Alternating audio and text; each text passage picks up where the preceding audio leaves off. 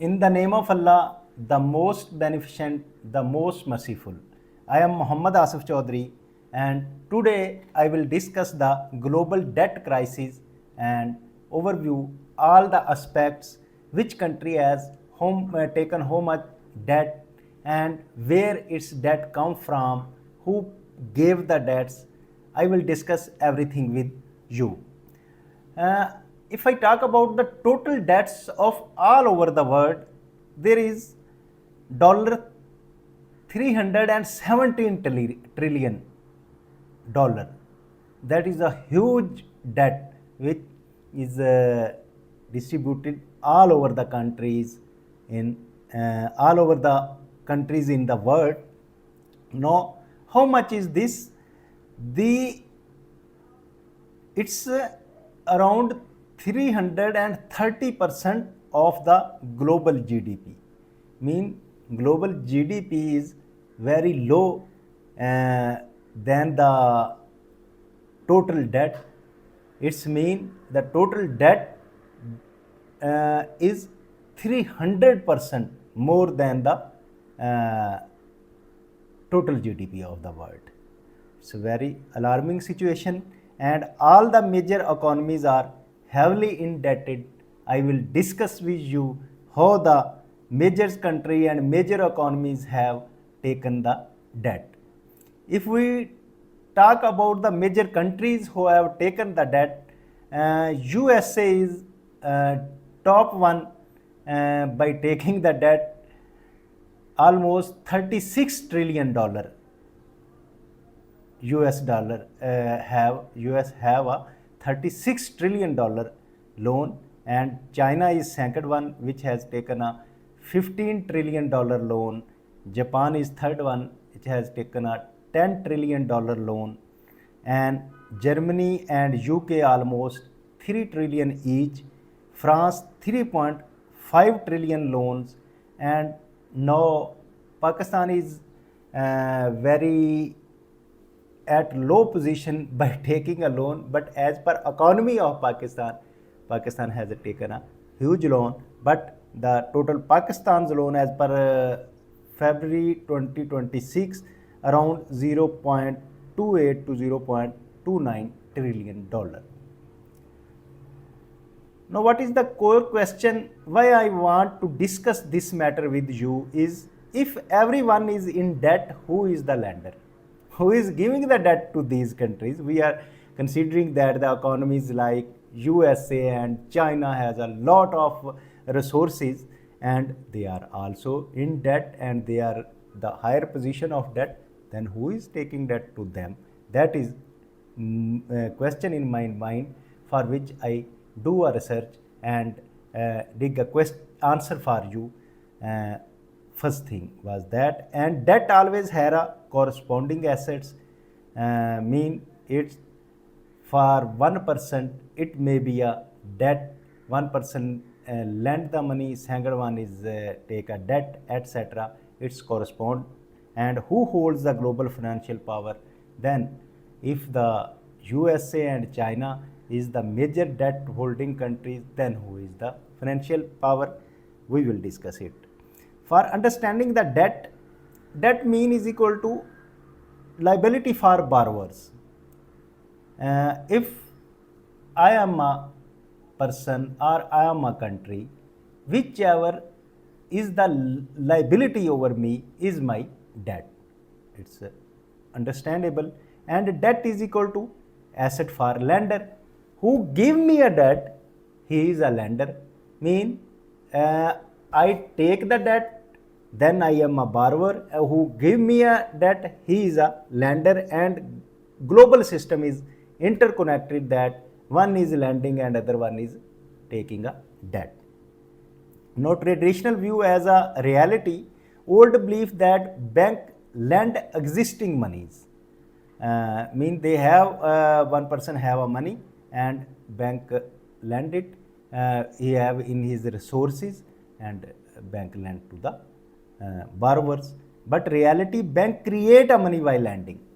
Not only have a existing money, but bank lend money to give debt. And modern system is credit driven system. You know, everyone knows that it's the system of interest and credit driven system. How money is created and what is the process of money creations? That government issues the bonds. If any country or any government required the resources, they issue the bond, and on bonds they pay the interest, like one, it may be a 1 year maturity bond, and they will issue for rupees 100, and they will give you for rupees 90. So when it will be matured, you can take a 100 rupees. So the rupees 10 is the interest, and you will take the profit on it, and the government issues the bond to create a money, and central and commercial bank buy them. All the bonds are buy by the central and commercial banks. They further lend money from the buyer from different funds, like insurance funds, like pension funds. These are the funds which are have a huge amount to invest. They give to the commercial banks, and commercial bank give to the governments. Money is created digitally. Ledger entries are digitally.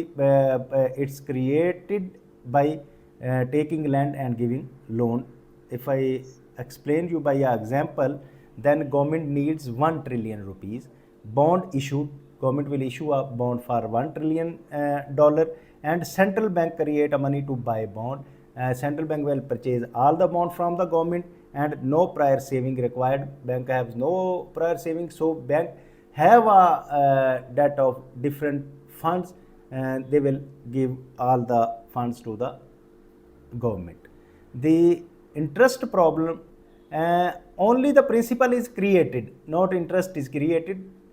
Principal is created and interest is not created, creating systematic shortage of money, because only the fund is created amount of the principal, but when the lender have to pay the interest, it's create shortage in the form of interest. And if we clear it from mathematical trap, debt grown faster than the money supply, because debt included the interest, but in money supply there is only a money. More borrowing needs to pay interest, and cycle continue indefinitely. The cycles routine, then the demand increases and the loan arises for every country, like Pakistan. All of you observe that. Who holds the debt? Debt held by the central bank, institutional investors like funds, insurance funds, etc., foreign government, and ultra wealthy individuals who give their money in the banks, and banks give them the interest for that which the bank invested in the government.